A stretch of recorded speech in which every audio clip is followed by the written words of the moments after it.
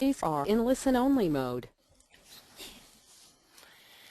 Good morning everyone, welcome to our webinar today. It's 11 o'clock so we will get started. As you would be aware, today's webinar topic is talking to your workers about safety. So a lot of people have attended our webinars in the past, so you're quite familiar with how the software program works. But just very quickly, for those of you who may be attending your webinar for the first time, we encourage participants to send questions through to us. So to do that, you'll see in the top right-hand corner of your screen, there is an orange box with a white arrow in it. If you just click on that, it will expand your pane there, and you will be able to see a section called questions. You can type in there anything that you would like answered and send it through to us. Just having said that, this is a really popular webinar today, which is fantastic, but we've had over 700 people register for it. So as you can imagine, that will mean that we may have a large number of questions come through to us. So we will do our best to answer as many as possible, but we just ask that you bear that in mind just in case your question doesn't get answered today. A couple of other quick housekeeping things. Yes, we will be sending a copy of the presentation out to you. You will receive that within a few days of the webinar being concluding. Just one other quick thing, if you're having trouble seeing the slides today, just make sure you don't have any other applications running. So if you've got Outlook or Excel or something like that running, just try closing that down. If you're having trouble hearing us, you can always use the phone option as well. So that would be on your invitation. You'll be able to use the phone option to listen in. And if you are having any problems other than that, or if you've tried that and you still can't successfully see or hear the webinar, give the GoToWebinar helpline a call. It's 1-800-356-792, and they will be able to help you in that regard. So, okay, enough from me. People who have been to one of our previous webinars would be familiar with Andrew Theakstone. He's our presenter again today. So welcome to you, Andrew. Just a bit of quick information about Andrew, just so you'll get to know him a little bit. Andrew is a senior inspector here at WorkCover, and he has a degree in occupational health and safety and a master's degree in policy and applied research. He is interested in policy development and how the work health and safety legislation can be applied in the real world. He's got an amazing knowledge about workplace safety legislation, and as I mentioned a few moments ago, he's happy to answer your questions at the end of the webinar, and he will get through as many as possible. So Andrew, thanks for presenting today and welcome, and I will hand over to you now. Thank you, Janet. Good morning, everybody. Today's presentation is going to be talking about the consultation arrangements and the requirements in the WHS legislation, the Work Health and Safety legislation. It is going to cover very quickly the requirements for duty holders in the legislation, and throughout this presentation I'm probably going to be referring to a term called PCBU, Person Conducting Business or Undertaking. For those who have not done one of the presentations previously, I'll point you to another webinar that's on the website, which is an introduction to WHS, and that will let you know some more details about the terms that I'll be referring to in this legislation, in this presentation. However, for the purposes of this presentation, if you are an employer, generally think of yourselves as a PCBU, a person conducting a business or undertaking. Your employees will be termed as and referred to as workers in this legislation and this presentation, and we'll talk about some of those and the duties and how these two duty holders really interact in the workplace and what they're legally required to do in relation to consultation. It's really going to be about consultation in a nutshell. It's going to talk about some of the benefits of consultation, who is responsible for consultation, and that's not just one way. It's very much about consultations and obligation between both the PCBU, the employer in the old language, and the workers. The consultation in business nowadays has changed so much that often you'll find multiple businesses working together and sharing workplaces, and there's obligations now to consult between these businesses because we don't want a business and their risks exposing risks to other workers. And working together will help both businesses become more productive. This presentation will also talk about when and how to consult and talk about what is discussed in the legislation, but of course there are other things that you can do above and beyond the legislation. Remember, the legislation is the baseline, the minimum that you must do in your organisation, and some of the systems that you see out there in workplaces which deal with consultation are probably well above what we have in the legislation, and that's fantastic. And if that's working for your organisation, fantastic, you can keep that. And you'll probably just need to tweak a little bit here and there. We'll talk about the roles of health and safety representatives and who the health and safety representatives are, and we'll talk about some of the training requirements that are in the legislation for certain people who have functions for consultation in a workplace. Why do we talk about health and safety in relation to consultation? Well, consultation has always been there for occupational health and safety and now work in health and safety. It's been a cornerstone of the structure that we have for dealing with health and safety issues in workplaces. It helps identify what the problems are. The fact is that most businesses start off quite small. You've got the employer and the person the owner of the business. He's used to that particular industry, he knows the trade or he knows the business backwards, and he's working with a couple of people. Over time, as business expands, they get caught up in the office doing more and more government red tape, more and more accounting, more and more things along these lines. And what's going on the floor versus what the employer or the officer or the business owner knows and thinks is happening may be two different things. Talking to the workers and getting the workers to talk back to you sounds easy but can be quite tricky, but it does help understand what's going on in the business, so those that are making decisions about what to do can actually resolve things. The other things in relation to consultation, it does help reduce injuries and diseases. I was just reading a report yesterday about the Olympic site over in London. That report indicated that there was about a 22% reduction on the incident rates due to things such as putting in place effective systems to deal with consultation with workers. The other thing there's another report that I found yesterday as well, which was talking about a survey from officers of medium and large sized businesses. That was asking them about what they thought the benefits were for putting in place safety interventions. And one of the things that they were talking about, one of the outcomes of the report, was basically saying that they believed for every dollar they spend on a safety intervention, they get $3 return from business productivity. We are starting to see that business owners for the larger and medium-sized businesses are seeing that there are some benefits from putting in place safety systems and safety components such as consultation in the workplace. The other big thing that we find is that the more people are involved in making decisions about how an organisation is to work, such as involved in the development of the policies, procedures and things along those lines, the more you'll find that they will take ownership of them and implement those in the workplace. So what it does is it fosters a positive working relationships between those that are making the decisions of the organisations and those that are performing functions on a daily basis.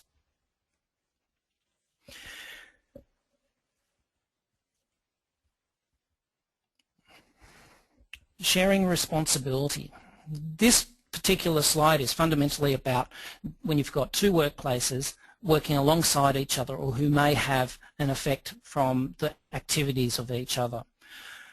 This legislation now has a new requirement which says that a PCB duty holders who have an obligation to consult must consult, cooperate and coordinate activities as far as reasonably practical to ensure the health and safety of and meet their duties. The legislation, one of the big differences in this legislation is that now you can have multiple people with the same duty and the same responsibilities.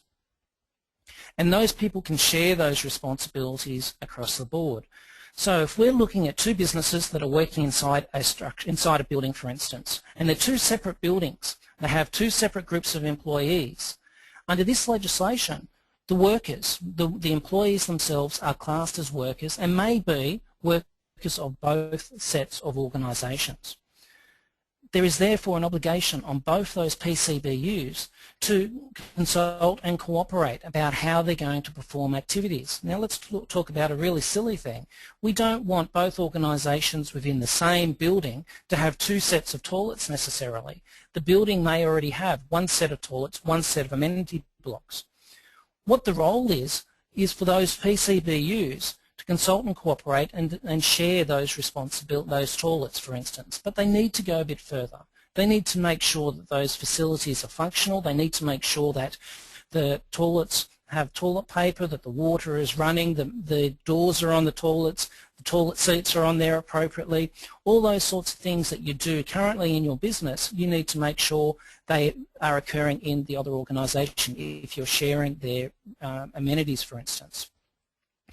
What this does is it means that you need to now talk between the PCBUs. You need to identify who are the various PCBUs and say, okay, where are we sharing our obligations? Where might my business affect your health and safety, and how can we resolve this to make sure everybody is safe?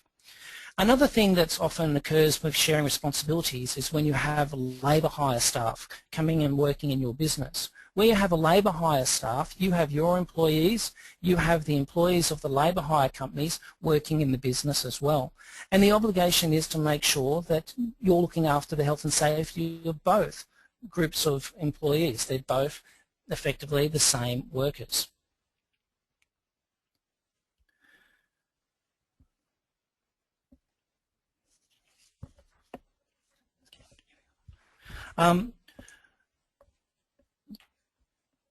You should talk to your workers. When do you talk to your workers? Well, on the screen at the moment you've got 7 different points there talking about when you should talk to your workers. In practical sense, what I tend to see from most organisations who don't have an effective health and safety consultation mechanism in place, they tend to talk to their workers only on the last 2 points. When making decisions about consultation, and they jump straight to it and they say to their employers, we are going to have a consultation mechanism in place and this is what it is going to be.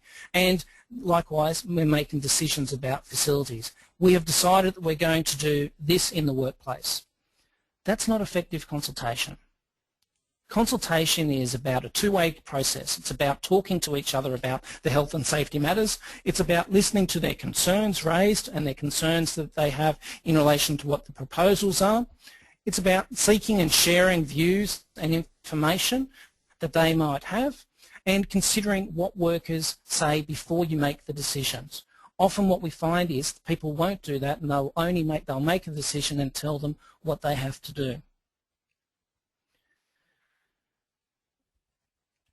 So what we're talking about when you're consulting with your workers, when should you consult? When you're identifying hazards and risks in the workplace. The truth is that yes, as an officer or a PCBU who works in the office, you go out into the workplace and you will identify a number of concerns.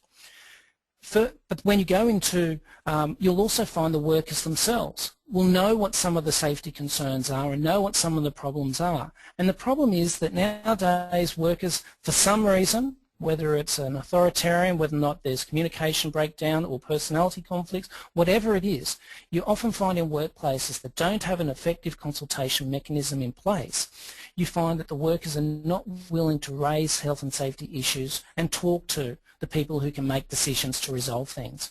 And so safety issues tend to, and health and safety risks tend to sit in the workplace and fester there until an incident occurs. So you need to talk to your workers and you need to provide a mechanism to enable them to raise safety issues. And there's no point in saying you've got this fantastic mechanism for people to raise safety issues if they don't see any changes as a result of those. Consultation process can help resolve some of the problems that we have in relation to raising health and safety issues amongst the staff. We've already spoken about deciding how to eliminate and minimise risks and when you need to talk about those. when you're developing, proposing new changes to the workplace, we often find some of these things are dealt with behind closed doors, and the next thing you know that the workers find out that a new machinery is arriving in the workplace or major changes occurring in the organisation. There is an obligation to consult with workers when you're proposing new changes. It's about trying to get a deeper understanding of what the issues may be before you make decisions. Because as I was saying, if you're no longer working on the floor as a PCBU, you may not be familiar or may not be aware of some of the implications of the decisions that workers are aware, and these mechanisms help resolve some of those. It's also about consulting when developing and reviewing safety procedures. Most organisations have a lot of safety procedures in place, and those things are reviewed on a regular basis. What I'm seeing on a regular basis now is that they're written in an office away from the work floor, and then they're imposed on workers. Quite simply, often you'll find the workers themselves don't comply with those policies over a longer period of time. If the workers are involved in the development of those procedures and policies, they will tend to adopt those and enforce it internally amongst their own hierarchy on the floor.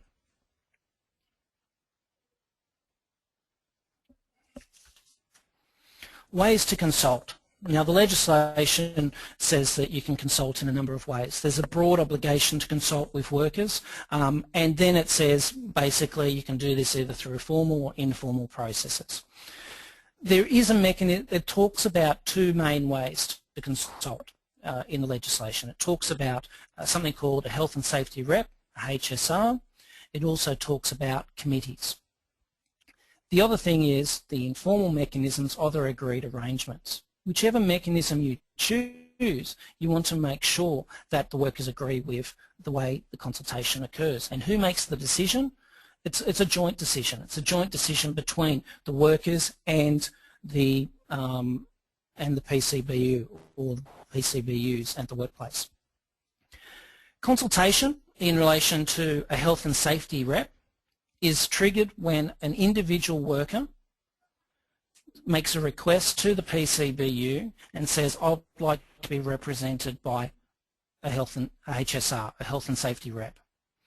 Consultation in relation to a health and safety committee is triggered when either 5 or more workers in the workplace say they would like to have a health and safety rep, or a HSR makes an order, an instruction to put in place a committee, or may be done on the initiative of the PCBU.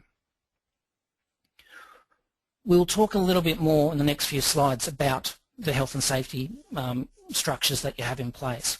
What I would like to say is under the old legislation, the focus was very much on the committee structure.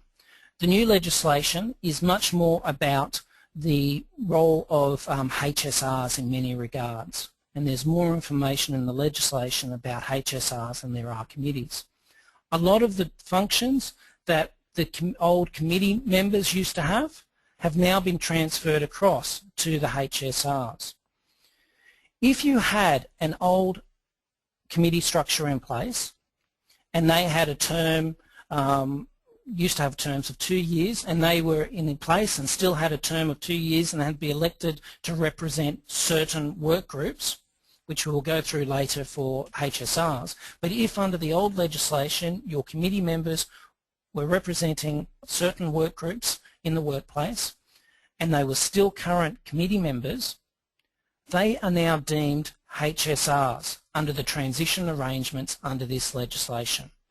And their term was extended to 3 years for a one-off during this transition period. From the date that they were elected, 3 years on is the term that they have in place as a deemed HSR. We'll talk a little bit more about that later.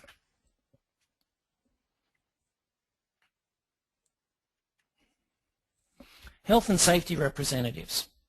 So a health and safety representative, whilst we had something similar in the old legislation, it's certainly been more beefed up and they've been given a lot more powers and functions in this legislation. If you were to transfer, if you knew the old system, you were to transfer all the powers and functions from the committee across to the HSR, you would have fundamentally the role of the HSR. When we talked about deemed HSRs, they have the exact same powers as a health and safety representative. There may also be a deputy HSR. So depending on the number of people that the HSR is representing and the number of people that have voted for that in the work group that have been voting, going through the voting process, which we'll describe, they may decide that they want to have a deputy HSR as well. What is the process? I might also mention that the HSRs, who can they be? The HSR must be a member of the work group itself. They are elected for a period of 3 years. If they've got a union delegate or something along those lines in the workplace who is a member of the work group, they may become a HSR. However, if you've got a union official who is off-site and is not a member of the work group, they can't become the HSR for that work group. The HSR, the deputy HSR, has effectively the same powers and functions as a HSR when the HSR is not there. And most of the powers of the HSR are limited to the work group. How they are elected by an election process, a democratic process from workers within the work group. And I think from memory there's a couple of slides later which talks about establishing work groups. So I'll come back to the work groups themselves, but once you've identified who the members of the work group are and they can choose to vote for a particular nominated person who they'd like within their work group to be a HSR, and they can then vote for that person to be a HSR. That person is then elected as a HSR and the PCBU is informed. What's really important, and an area that's getting really confused by a lot of organisations, is that they see it's the role of the PCBU to organise the whole election process. That is not necessarily the case. The workers themselves may choose to allow the PCBU to organise the election, or it may be dealt with by the workers themselves, or they may nominate another person or another organisation to effectively run the election process on their behalf. The role of the PCBU is to facilitate the determination of the work groups, which we'll go through, and facilitate the conduct of the election. It is about making sure they've got adequate resources, etc., that they need to have.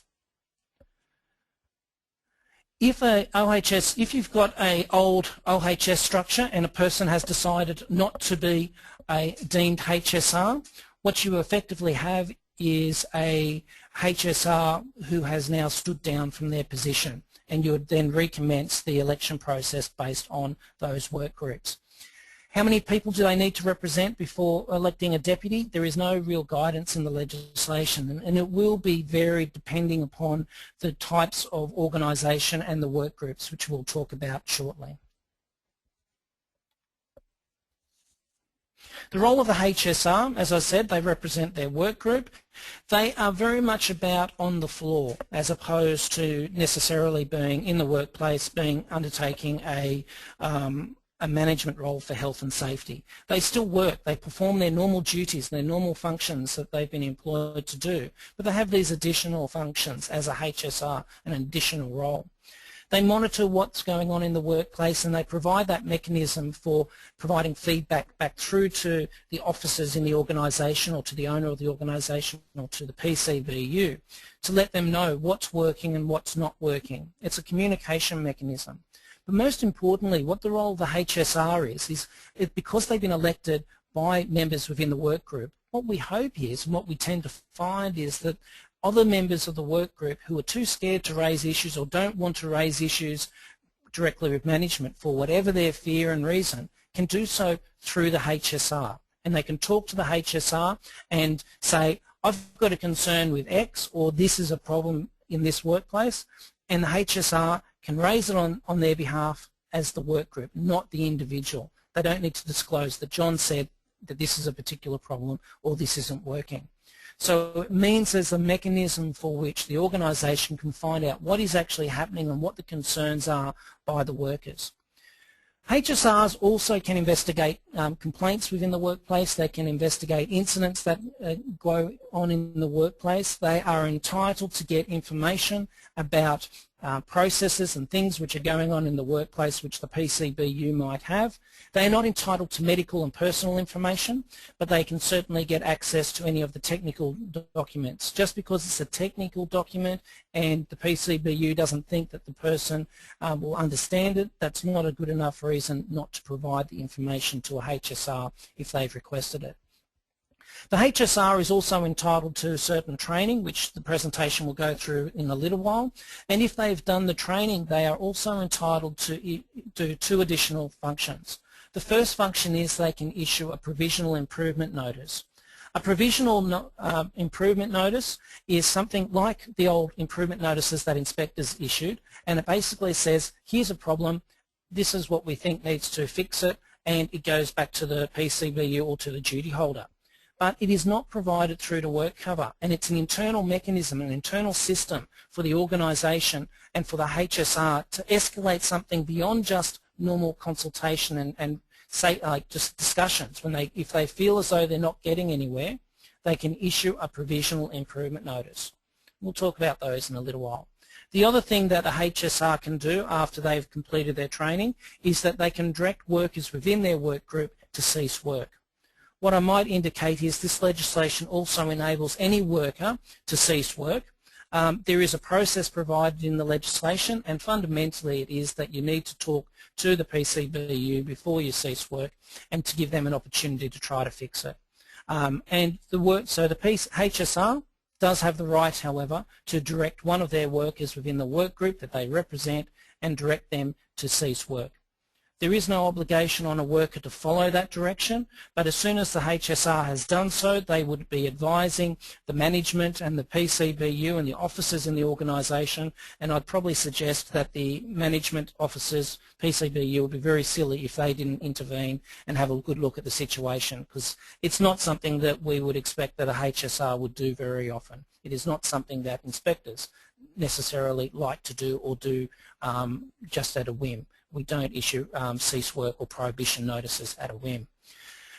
Are HSRs required by law to be paid for the role? No, they're not. This is a voluntary position that they do on behalf of other workers. Some people who are passionate about the organisation would like to just continue to perform additional, or they're just passionate about safety, passionate about the safety for their colleagues, and so they take on this role quite happily. You don't have to have a HSR who is trained in your organisation. The HSR who is not trained, who decides not to be trained, who decides? It's the HSR themselves, it's not the PCBU. The HSR might decide that I don't want to be trained, I don't want to be burdened with the thought that I can instruct someone to stop work, or burdened with the thought of issuing a provisional improvement notice, but I do want to give the advice and represent workers, and I do want to be involved in complaints within the organisation and providing assistance to the organisation. They can do that role without any training under this prescribed training in this legislation. However, I'll make reference to a document later in the presentation which I think will help you.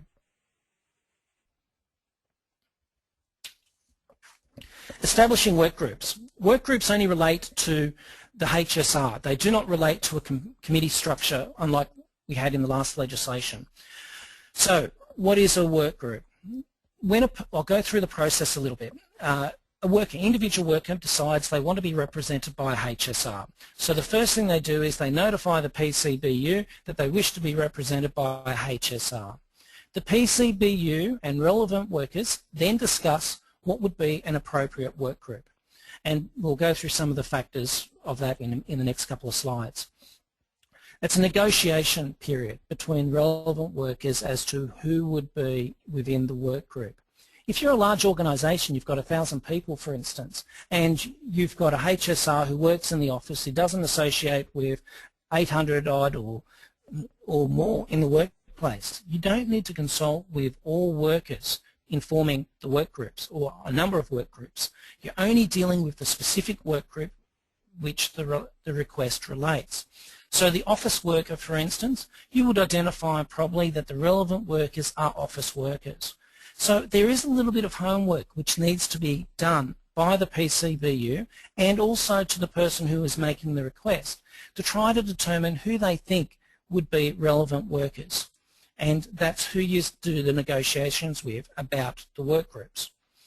The work negotiations must commence within 14 days of the original request by the worker saying they want to be elected as a HSR. And the negotiations are about two primary things. They're about determining how many work groups there are, how many HSRs are required. In other words, will you have multiple primary HSRs, or will you also have one primary HSR and a deputy HSR? The key thing to remember is, and this is one of the reasons why union organisers can't be a HSR at a workplace, for instance, the HSR must be accessible to the work group. And realistically, going back to the principle of consultation, if the workers don't know the person or they're not comfortable with the person, they're probably still not going to raise those safety issues that you need to hear about as a PCBU. So when we look at the slide down the bottom, you might have a workplace that has an office, a warehouse and a sales delivery sort of component, or these sorts of activities in your workplace. Those three work groups might, or three types of activities, might in fact have a number of employees of different numbers of size employees, and they might each have an individual work group, or they might have multiple work groups within those groups. How you determine that is through that negotiation. And what are you looking at when you're looking at negotiation? You're looking at a number of things.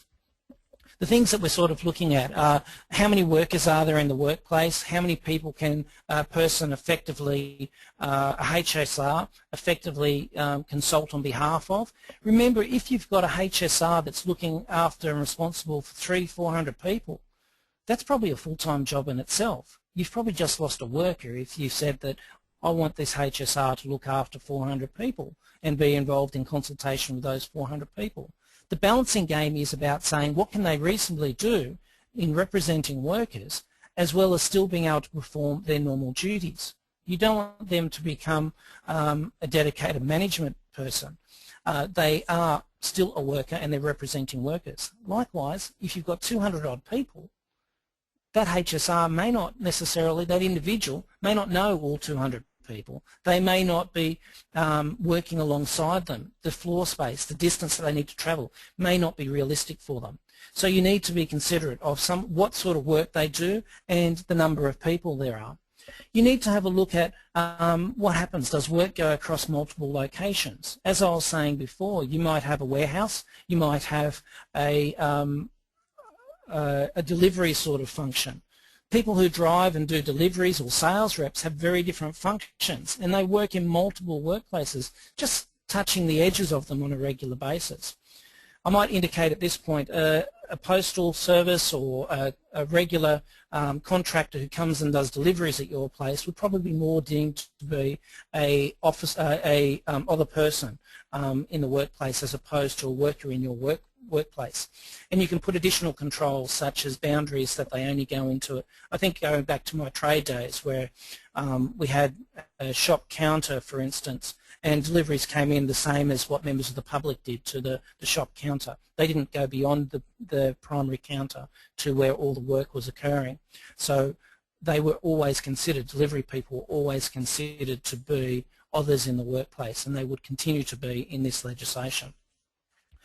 What kind of hazards are there? What kind of hazards do they face and the risks do they face? You need to consider those. And remember also that workers under this legislation don't necessarily have to be your employees. If we go back to the structure where you've got one workplace, a building, and you've got multiple organisations working within them, and you've got similar people doing like maintenance unit from one organisation and a manufacturing organisation, and the maintenance staff come and work within the manufacturing area to do the maintenance work, there may be occasions whereby the workers from other organisations would fit within a work group that is in your organisation. The work groups don't necessarily mean they are just your employees. They may be other workers from other organisations. The classic is labour hire staff, for instance. Labour hire staff come and work side by side and are exposed to exact same risks, the same hours of work, everything as your own workers and your own employees. So labour hire staff may in fact become a worker for your organisation and may fit within your consultation mechanism. That means you've got shared duties between the two PCBUs. That other person who is in the labour hire, if they're working there all the time, your workers, your employees, may in fact elect that labour hire staff person, for instance, to be the HSR. What happens then with training? Who is required to pay for the training? That is a shared cost between the PCBUs. And the legislation outlines how that is to occur, and it may be done as a 50-50 or may be done through other negotiations between the PCBUs. So you have to start thinking beyond the workplace and the work group as being just your employees, but also capturing other people who work and contribute towards your business and undertaking. And then, of course, when you're looking at work groups, you need to consider the hours of work. If you've got a daytime and nighttime shift and you've got a worker who works during the daytime, the night shift can't raise issues with them easily. Are they accessible? No. That might be a factor that you decide that you want to have two HSRs or a deputy HSR working at the night shift versus the day shift. So the workers always have someone to go to on a regular basis. The election of HSRs, as I said before, it's the workers who organise the election of the HSRs. Anyone within the work group can nominate to be a HSR, and all workers can and should have the ability to vote for the HSR. Is it just a show of hands? Is it a piece of paper? Is it a computerised voting system? Is it an electronic worm? Whatever the system is that the workers decide to use and have the ability and can access easily and reasonably, they should be able to use. It's a system for the workers, by the workers. And everyone then needs to be informed of the outcome. That includes the work group, that includes the HSR, of course, and it includes the relevant PCBUs. If you've got, say, for instance, the labour hire company, that would involve two PCBUs who need to be notified.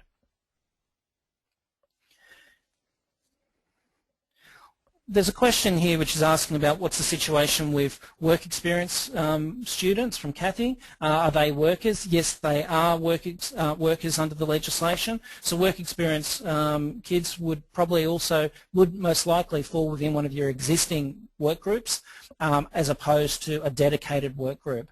I hope that answers that question. And there's probably a couple more questions we'll go through as they're popping up on the screen on a regular basis. Committees. So the role of the committee has changed. The role of the committee used to be where you're the same as the HSR. They were representing workers, they were out in the workplace, and they were able to do investigations, etc. The role of the committee now is very much about just dealing with policies and procedures and supporting the work of a HSR and supporting the work of the PCBU. There is no election for people to become a member of the committee. There is no training, specific training for members of the committee. The committee doesn't have a specific term. You might find, for instance, you've got a problem in the organisation with a particular item of plant and the HSR is not certain how to resolve the problem. The organisation's not 100% certain how to solve the problem. So what they do, the HSR may instruct the PCBU to form a committee, and on that committee you will have maintenance people, you might have purchasing people, you might even have people from the company involving the item of plant, and they can sit down and discuss what the problem is, solve the problem, and then the PCBU can implement those controls. The committee may then dissolve and no longer be there. You might have a committee which is made up of HSRs, and a HSR can nominate to be on the committee as well. You might have a system whereby the HSRs all get together on a regular basis because you've got 4, 5, 6 HSRs, and they come together and form a committee and they discuss issues. There is no limitation as to the number of HSRs you can have. There's no limitation to the number of committees that you may have. So you might have a number of HSRs and a number of committees dealing with different issues. A lot of organisations will have a process similar to what I described, where they bring together experts to discuss a particular problem and then they implement it. It's a working party of some sort. Under this legislation, those working parties are LHS committees. And the obligation is, rather than them just dealing with management on those working parties, they must have representation from the workers themselves. And those workers can be there. The workers, they must at least have half the members of those committees being workers. Can a HSR be the chairperson of the committee? Yes, they can. Unlike the last legislation, which prescribed that the chairperson must be a worker, this legislation doesn't prescribe that anymore. So anyone can be the chairperson. But to make it more effective and transparent, often you'll find it's best to still have a worker involved, and regularly a HSR may want to do so. The committee does, I'll just repeat, the committee does not have a term and they do not require retraining. The only term and retraining that's required is in relation to HSRs. Can a PCBU representatives and officers join the HSR committee? Yes. The Health and Safety Committee. Yes, they can. In fact, there's no point in having a Health and Safety Committee unless you've got people who are capable of making decisions and capable of actually implementing those decisions. So you really should have people from management, the PCBU and officers involved in the health and safety committees. So you'll find that when we're saying half the members of the committee must be workers, the other half will therefore be those who are capable of making decisions in the organisation, those that are maybe technical specialists involved in that particular issue which is being dealt with.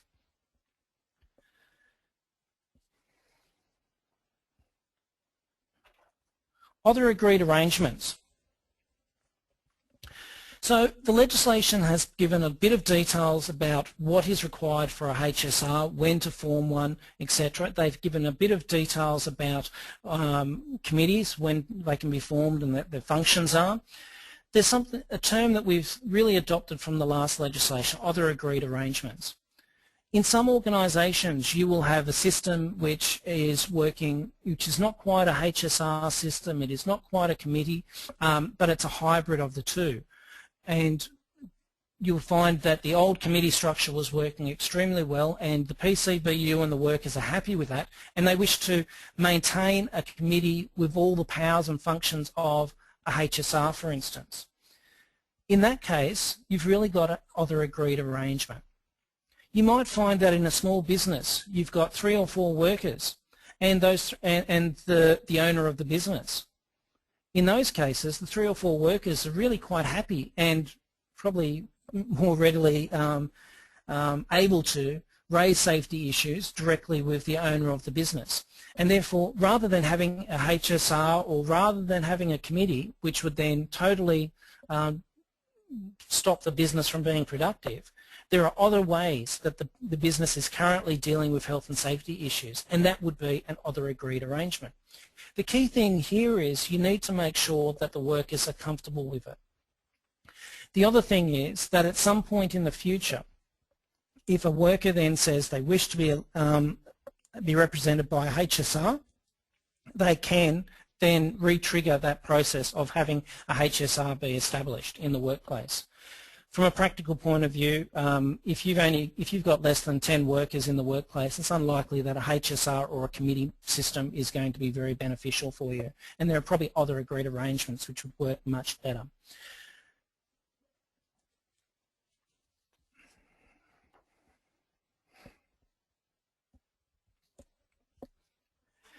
Training requirements. So the legislation, as I said, does not require that committee members be trained. And there is training provided for HSRs, but that is up to the HSR to put in a request to be trained. As soon as a person is elected to be a HSR, they automatically get the vast majority of the powers and functions of the HSR. They just do not get the function and ability to issue a PIN or order the cease work. But if they make a request to be trained, the PCBU has an obligation to facilitate that to organise the training and pay for the training and make sure that the person then can go through that training. And which training course? That's done under negotiation between the HSR and the individual organisation, PCBU. As I said, in some cases it might be negotiation between 2 or 3 PCBUs, and they must then share the costs. The HSR must pay for the costs. The training, what its purpose is, primarily is about helping the HSR understand what their functions are, what their role is, how to issue a provisional improvement notice, and understand some of the content and the legislation that we now have. A HSR will go through an initial training course of 5 days, and then they are entitled each for the second and third year of their term to be retrained for a 1-day retraining session. Under the transition arrangements, up until the end of last year, a deemed HSR, a person who was a committee member and became a deemed HSR, and had gone through the previous 4-day training, was entitled to a make-up training day which covered the provisional improvement notices and cease work. That deeming provision has now ceased, and if you have a HSR who wishes to be elected, wishes to be trained, they must go through the full 5-day training, regardless of whether or not they have done the 4-day training previously. WorkCover approves the training courses which is in place. There's a number of questions that are coming through. The bridging course, HSR bridging course, still available. Generally speaking, it's not available for HSRs. Some organisations, I understand, are trying to offer that as the 1-day refresher course.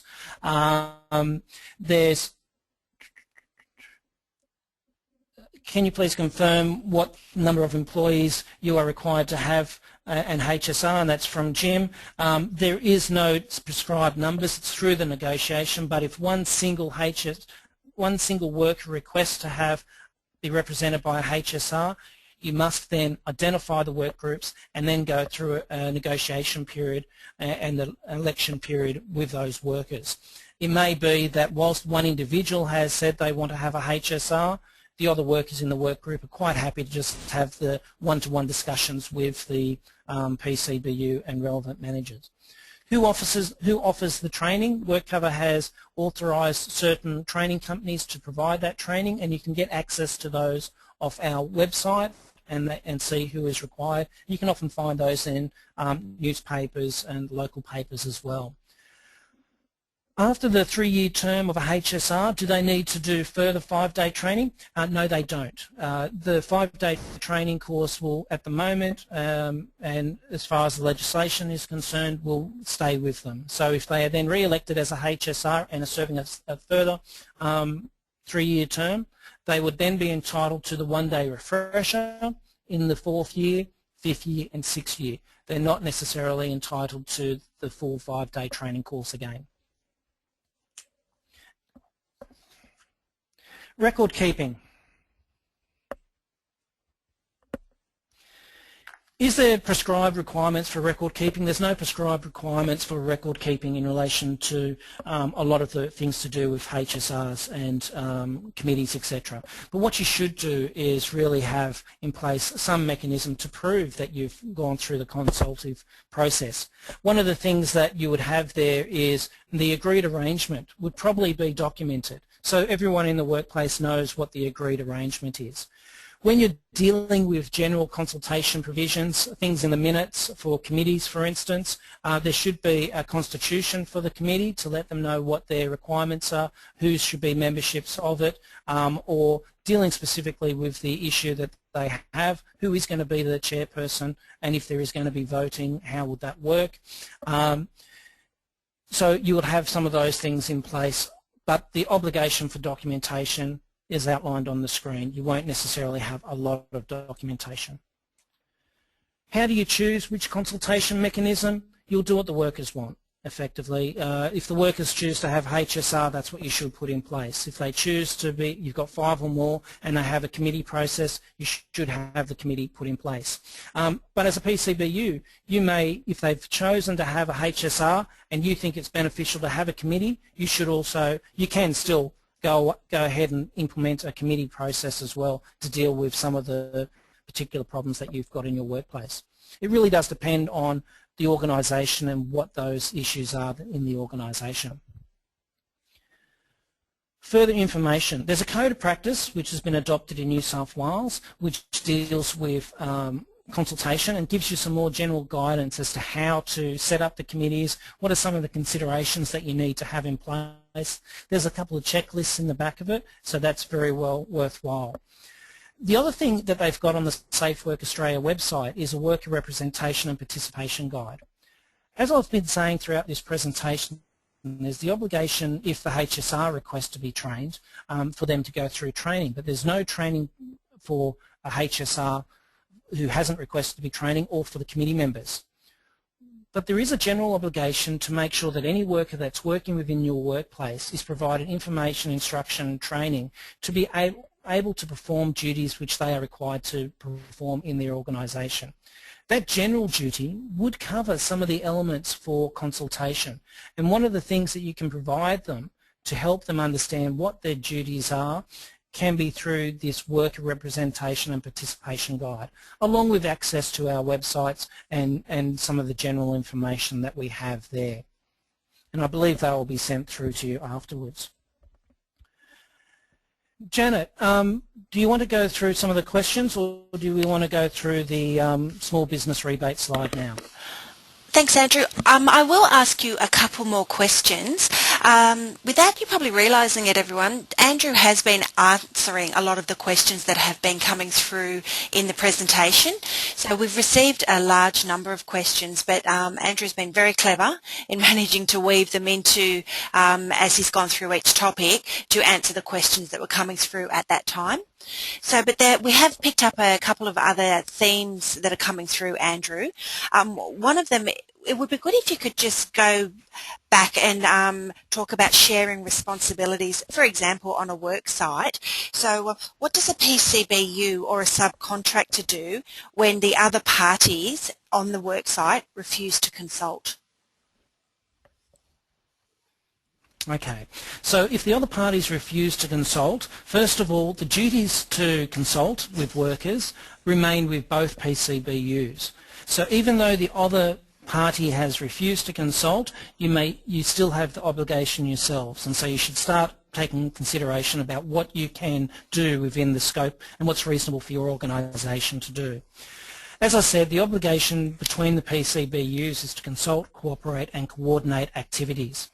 What this means is that there may be circumstances where one PCBU decides to play games for whatever reason, and if you can't resolve it, the PCBU that is, either PCBU or either party may actually request an inspector come in and provide some assistance and guidance.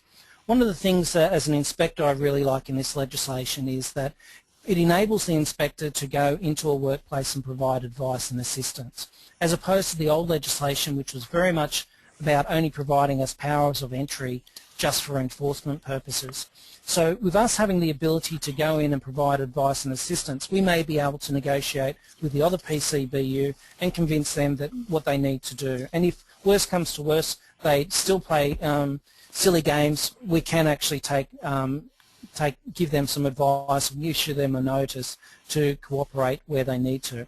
But in most cases what you'll find is that it would be potentially you will still set up your committee and your structure and things along those lines just for the work group that you maintain, and try to deal with some of the other issues that are being raised by the other work groups as they come on a needs-to-needs basis.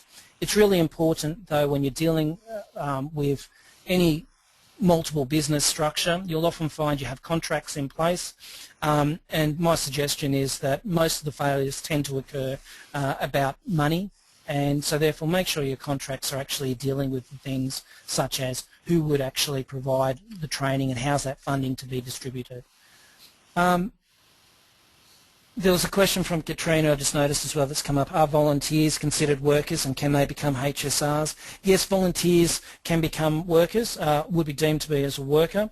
There is a little provision in there that if it's a volunteer association which does not employ anyone at all, they would not be defined as a PCBU, and therefore our legislation doesn't kick in. But for a large majority of volunteer organisations, they do have some employees, and therefore volunteers that work for those volunteers organisations are workers for the purposes of our legislation, and they should still have in place consultation provisions. So I've had another slide to put up from Julie. Documentation. So I'll slide back to that. Yes, I was going to say that to you as well, Andrew. Thank you. Okay, is there any other questions there that you feel that you need to answer, that you would like to answer today, Andrew? We are running out of time. There's a question from Nick. That's all right. A question from Nick. How often should the talk take place? I used to know changes in the workplace. Is there a minimum requirement? Generally speaking, there's no minimum requirement other than for committees which should meet on a regular basis. But the HSRs, it's an ongoing process. Even if your organisation is not changing very much, you'll still find there are things that are health and safety, whether it be housekeeping issues or concerns of staff through industrial relations, which can still be brought up through the consultation mechanism so that you become aware of it. So it will occur on a regular basis. There's a question, can PCBU decide to use other agreed arrangements without consulting with workers, from Nina? Generally speaking, no, they cannot. The consultation requirements must be done in negotiations. And simply put, if you were to impose a consultation mechanism, the workers won't use it anyway, and you'll end up with greater problems, and we've seen that in the past when they've been imposed. So you need to consult with your workers, and it's other agreed arrangements. That's what we're talking about. All parties to it must agree to the process. I might have to actually stop you, Andrew. We've got so many questions, but we are unfortunately running out of time. So I'd just like to remind everyone, you will be getting a copy of the presentation that's been given today. So you will receive an email that will attach the slide presentation. You'll also receive a copy of the recording of the webinar. So that means you'll be able to listen to this again at a time that's suitable for you, or perhaps you might have colleagues in your office that you think would benefit from this presentation, and you can by all means forward that on to those people. So we are happy for these presentations to be spread far and wide. We want to get the message out. So please send any webinar recordings or anything that you would like other people to listen to. We're quite fine with that. Okay, so moving on to our small business rebate. Now, for the purposes of this program, we define a small business as being an organisation that has 20 employees or less. Now, that is full-time equivalent employees. So if you are one of those, and I know from our attendance today we have a lot of small businesses listening in, that means you are now eligible for this rebate program. The fact that you've sat and listened to our live webinar means you're eligible for the program. So this program has been set up to make it easier for small businesses to afford to make safety improvements in your workplace. On our website you will find the brochure that relates to the program that goes into great detail about the types of items you can purchase for the program. But just as a bit of an idea, a bit of an example of the types of things you can get, things that solve or help solve problems with falls from heights, so fall arrest devices, that type of thing. Things that may help with manual handling issues you're having in your workplace, so trolleys or something along those lines. If you've got slips, trips and falls issues in your workplace, you'll find items listed that will help you with that. So it is a very extensive list that you can have a look through, and I'm sure that there would be something that would be able to be used by every workplace. So go on and have a look at that. Couple of points just to bear in mind about that. Anything you would like to claim on the rebate, it must be purchased after your attendance at today's webinar. So unfortunately, if you purchased something 2 months ago, you can't retrospectively claim that item. So it must be something you've purchased from this day forward. GST and insurance aren't included in the program, so when we rebate you, please bear in mind it doesn't include GST or insurance or anything like that. We've had a question here from Virginia. You said, Virginia, that you applied for the rebate last year. This small business rebate program was launched on the 1st of March 2012. So if you have applied for the rebate and received the rebate since that date, unfortunately you can't apply again. It is a one-off application process. Having said that, Virginia, there was another rebate program. It was called the Safety Solutions Rebate. If you find that that was the program that you received a rebate for, you would then be eligible for this new program. So if you're a bit unsure with which program you're falling into, just give our info centre a call. That's 13 10 50. They'd be able to help you in that regard and help you find out whether you have received the rebate under the new program. So if you want further information about the program, as I say, visit our website or call 13 10 50 and we will be able to give you some help in that regard. Vincent, you've said, where do you find the rebate form? It's on the WorkCover website. You can go into the search engine on the WorkCover website and put in small business rebate and it will bring up lots of information about the program. Catherine, yeah, unfortunately organisations more than 20 people, yes, unfortunately that is one of the criteria of the program. So unfortunately, yes, that is the case. Okay, we'll move on. We've unfortunately run out of time. We will be running further webinars in the program. Just keep an eye on the WorkCover website. Again, if you go into the search function and type in webinars, you will find there our new webinars are listed. We also have links to recordings of previous webinars that we've conducted. So you might find that there's something else in the list that you would like to listen to. A reminder that we are sending out recordings and so forth, so that should answer that question for people. When I close the webinar off shortly, there will be an evaluation that pops up. If you could take a few moments just to complete that, it really does inform how we can make improvements to the program, so we would really appreciate you doing that. So the very last question I can answer, Stephen, you're asking if the webinar contributes to CPD points. No, it doesn't. Unfortunately, this program doesn't contribute to CPD points. Okay, that's it for today. So thanks again, everybody, for giving us your time, and hopefully we will see you at one of our upcoming webinars. Thank you again.